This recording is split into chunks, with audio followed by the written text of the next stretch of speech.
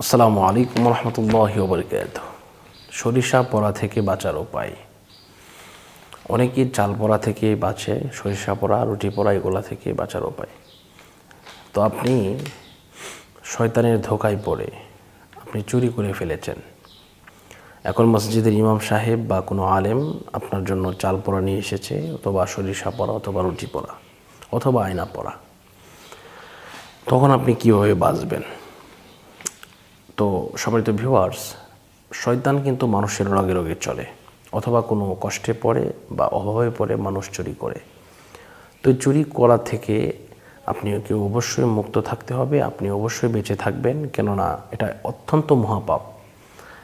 আল্লাহ পাক রব্বুল আলামিন সমস্ত গুনাহকে ক্ষমা করে দেন, যেহেতু আল্লাহ পাক কোরআনে বলেছেন ইল্লা মান তাবা ওয়া আমানা ওয়া আমিলা আমালান সালিহা ফাউলাইকা ইউবাদদিলুল্লাহু সাইয়্যাতিহিম হাসানাত ওয়া কানা আল্লাহু গফুরুর রহিমা। আপনাকে অবশ্যই তওবা করতে হবে। তওবা করার পরে অবশ্যই আপনি কি করবেন?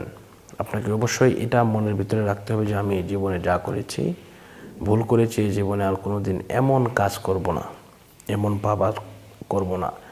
এই প্রমিসটা আপনার মনের ভিতরে রাখতে হবে এবং সুন্দরভাবে আপনাকে করতে হবে যে আমি যা করেছি, ভুল করেছি, এটা আমি করব না। আর তদবির করাতে হবে।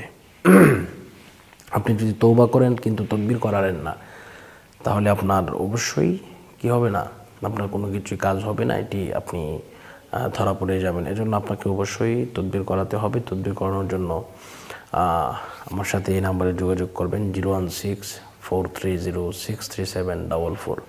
আমি আবারও বলছি 016-430-63744। তো এই নাম্বারে যোগাযোগ করলে, তদবির করালে 100% আপনাদের কোনো কিছু হবে না। আমি আপনাদেরকে হলফ করে বলতে পারি যে ইনশাল্লাহ কোনো কিছু হবে না। অনেকেই আছেন যে বলে যে চাল পোড়া খাওয়ালে কি হবে। আপনার অ্যাকশান যদিও সাথে সাথে হচ্ছে না, কিন্তু এটি আপনার কিছুদিনের মধ্যে আপনি হবে, আপনার অ্যাকশান হবেই। কারণ চাল পোড়া যে দেয় এটা কোরআনের আয়াত দিয়েই দেয়, এবং এটা দিলে আপনি অবশ্যই ধরা পড়ে যাবেন এবং আপনার এমন অবস্থা হয়ে যাবে আপনি কল্পনাও করতে পারবেন না যে আপনার কি হচ্ছে, আপনার সাথে কি ঘটতেছে।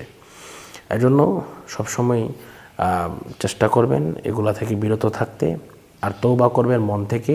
যদি পারেন আরবিতেই তওবাটা করবেন, আস্তাগফিরুল্লাহ রাব্বি মিন কুল্লি যামবি ওয়া আতুবু ইলাইহি লা হাওলা ওয়ালা কুওয়াতা ইল্লা বিল্লাহিল আলিয়্যিল আযীম।